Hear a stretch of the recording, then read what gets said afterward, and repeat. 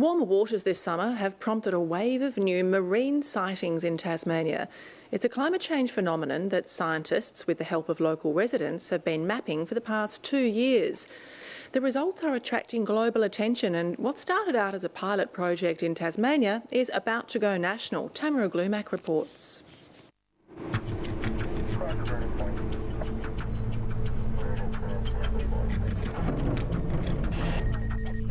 It's recreational divers like Adrian van Heesteden who are helping scientists uncover what's really happening in Tasmanian waters. The underwater photographer is among hundreds of everyday citizens helping map changes to marine ecosystems. Camera-shy species are proving one of the biggest challenges. A lot of them don't like having their photo taken, so, very quick moving, being able to get close enough, getting a clear photo, getting the light balance right, flashes, particles in the water that shine back at you. Photos taken by divers, fishermen and beachgoers are providing scientists with evidence that new species are migrating south from as far as Queensland as ocean temperatures rise. There have been species that we haven't expected to find in those locations, and we've been able to use that data in 3 different journal articles so far that have summarised what the ecological changes are that are happening in our marine environment and what we might be able to do about those down the track.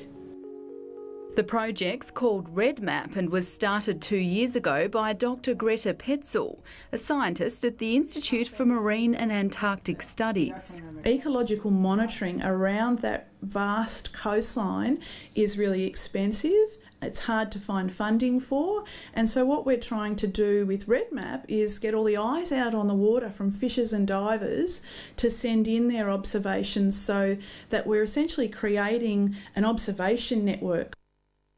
It's a network that now has over 700 members who've logged 400 sightings. Some are species that are very, very rarely recorded in Tasmania or not recorded at all.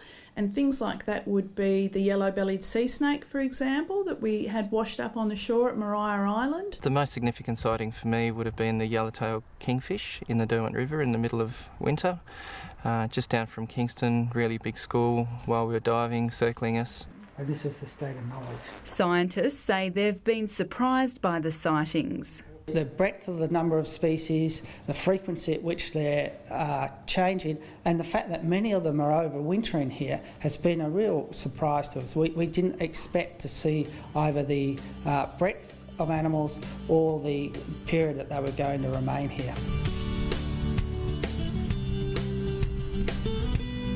Scientists say warmer waters this summer have prompted a wave of REDMAP sightings. Good news for the state's 120,000 recreational fishers who are tracking the hotspots online. But people can go on there generally and see where uncommon fish species are actually being caught, and they may then target and focus their efforts in that particular area if, as an example, they're trying to target marlin or yellowtail kingfish. That's resulting in some impressive catches. We're noticing more and more fish species from the mainland coming down here, and on a more consistent basis. We're now catching species that we could only dream of. We're now consistently catching yellowtail kingfish down here, King George whiting, increased catches of large snapper. Probably a month ago we had over 7 kilo snapper caught off Taroona. Game fishermen are seeing record numbers of marlin in Tasmanian waters. The Tasmanian Association for Recreational Fishing says catch management plans are needed to protect Tasmania's new arrivals. It's discussing the issue with the state government. Now we're starting to talk about having a bag and possession limit for King George whiting, which historically we've never had.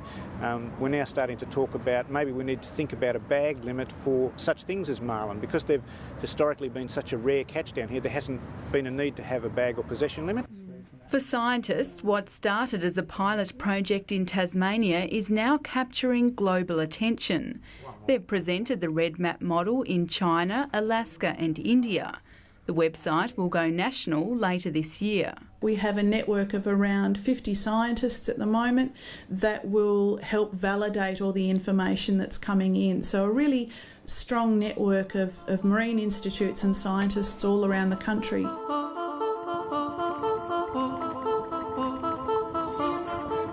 And it's divers like Adrian van Heesteren who are helping those scientists piece together the impact of climate change.